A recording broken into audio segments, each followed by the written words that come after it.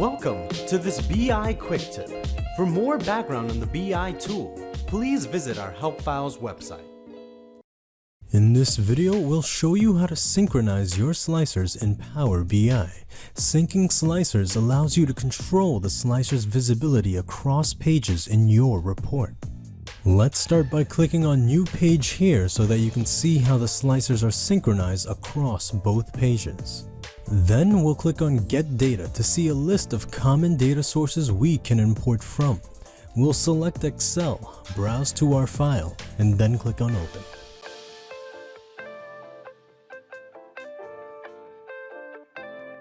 Afterwards, we'll select both our table and sheet.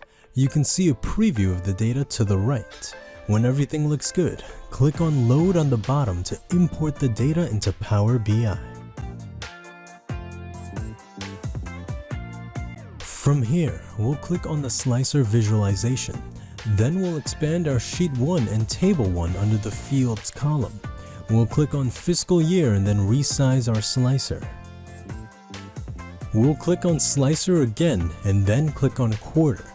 Going to page 1, we'll do the exact same thing.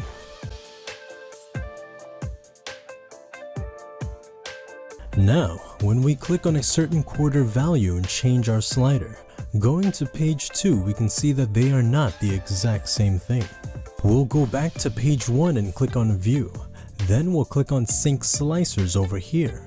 We'll click on our slicer and click on the check marks that we want to sync our slicers for over here. This will synchronize the slicers for both page 1 and page 2.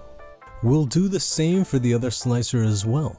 You can double check that your slicers are synchronized if you want by going to page 2 and repeating the process. When everything looks good, we'll go back to page 1, close out of the Sync Slicers window, drag our slider all the way to the left, and click on Quarter 4. When we go to page 2, we'll see that the slicers are the exact same as on page 1. You can synchronize and do this for all of your slicers across all pages in your report.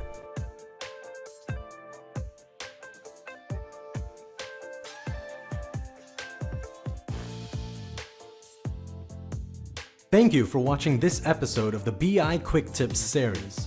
You can find all BI Quick Tip videos on the Help Files website. Until next time.